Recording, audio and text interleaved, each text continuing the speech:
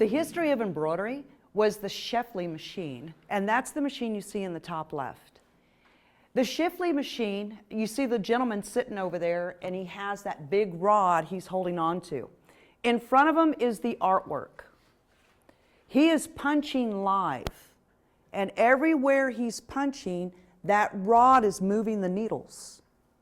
So if he's doing a flower, it's stitch by stitch. And it was a big bolt of fabric, and this is how we have those beautiful fabrics that we can cut and make dresses, or we can make tablecloths or curtains. That and those designs were done with the Scheffley machine.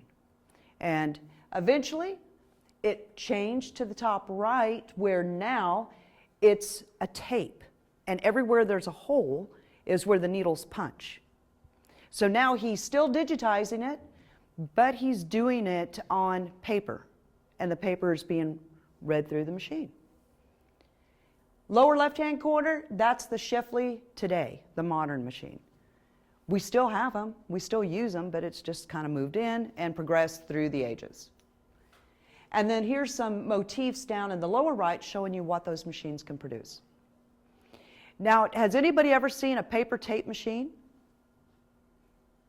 Okay, when I first started in the industry, this was in the 80s, okay? This is how quick things have progressed. Back in the 80s, for me to read a design into the machine, I had a reader, and it looked like a movie reel to reel, had two wheels.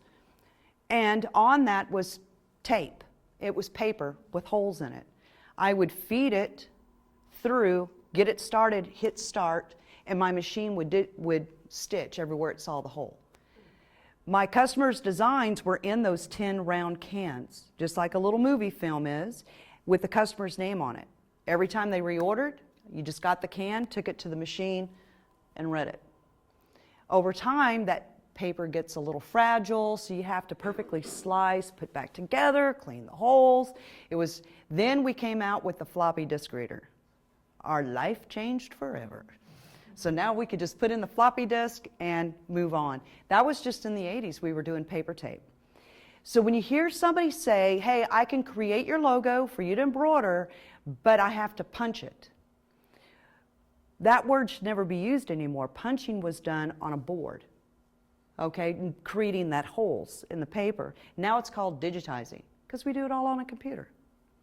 So if they say punching, they've probably been in the industry a long time, and they used to punch for paper. This is how I digitized back in the 80s. You had a huge board.